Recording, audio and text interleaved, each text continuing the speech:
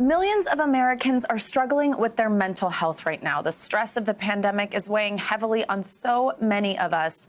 And now we're also dealing with a holiday season marked by isolation and loneliness. We are so happy to have one of the best people around for his advice on these topics, Dr. Deepak Chopra. Dr. Chopra, thank you so much for joining us. It really is an honor. And now I know that so much of this right now can just feel so heavy. There are so many reasons why people are just not feeling good right now. And as someone who's helped so many people, I'm just wondering if you can share your best coping strategies for people who are having these issues with mental health, especially during a holiday season, especially when they might be far from their family and they don't get to celebrate like normal. Well, we launched a program called neveralone.love. You can check it out, www.neveralone.love, where we are helping people cope with stress, mental depression, and suicide prevention.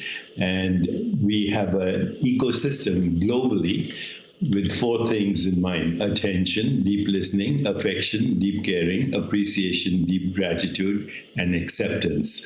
Not trying to change somebody, but accepting them as they are. And we want to create a global movement around these 4 A's: attention, appreciation, affection, acceptance, and help people to minimize stress through laughter, through imagery, through meditation, through mind-body coordination, controlled breathing, comedy, entertainment, music, dance, massage, sleep. All these things can help people reinvent their body, resurrect their souls at this time. Dr. Chopra, I think it's a good reminder just to think about something like laughter or any of these things that you just said that is actually just something to enjoy, and it really can make such a big difference in your mental health. And one of the other things I want to ask you about has to do with some stuff that I know that you've been working on a lot lately. So I recently spoke with some young people about how they've been impacted by the pandemic. First, let's listen to what one of them had to say. When COVID hits, it was just like, it kind of hit us like really bad because both of my parents lost their job, and then, you know, I'm going to college, and it's a lot going on, and none of us are like really prepared for like all this financial struggle. Now, of course, it's so tough to hear there basically the burden of her whole family falling on that young person's shoulders. But we know that she's not alone when it comes to these financial struggles. So I'm wondering now about young people like her who are dealing with financial stress, families who are dealing with this. It's something I know you've been focused on in your partnership with Personal Capital and their Financial Heroes campaign. What can you tell us about that?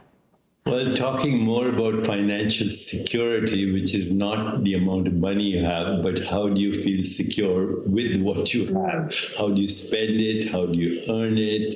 And do you have savings? Do you have retirement? Do you have other benefits? Are you able to go on vacation? These are all the things we are considering in this partnership. I also have launched a nonprofit called Just Capital, which looks at corporations and companies that are helping employees and taking care of them. Because if you don't take care of your employees, your customers are not going to be happy. If your customers are not happy, your investors are not going to be happy. So financial security is part of total well-being, as is job security, purpose and meaning, social security, etc.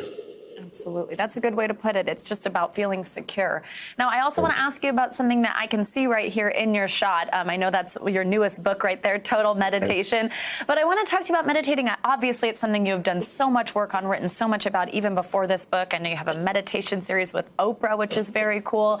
So now I just have to sort of, this is selfishly motivated, ask you about it because I have a really hard time with it. And I know, and I have read a lot of what you've written, and I know I need to read your new book. But for those of us who have a hard time really getting in the mental headspace to be able to focus on it, is there any kind of high-level tips that you can tell us? What should we do? Well, you can stop any moment. Here's the formula. It's called STOP, S-T-O-P. So stop, take 3 deep breaths, and smile from your head to your toes. Observe the sensations in your body, observe your breath, and then proceed with awareness, S-T-O-P. You can shift into this space any moment by just observing sensations in your body or your breath, or even an object, or even a visual symbol. So these things have been used for thousands of years, and we can slip into this space anytime we want.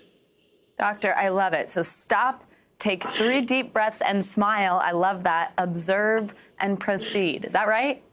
Yes, with awareness, compassion, and joy. Awareness, compassion, and joy. 3 things that I think we all could use quite a bit of right now.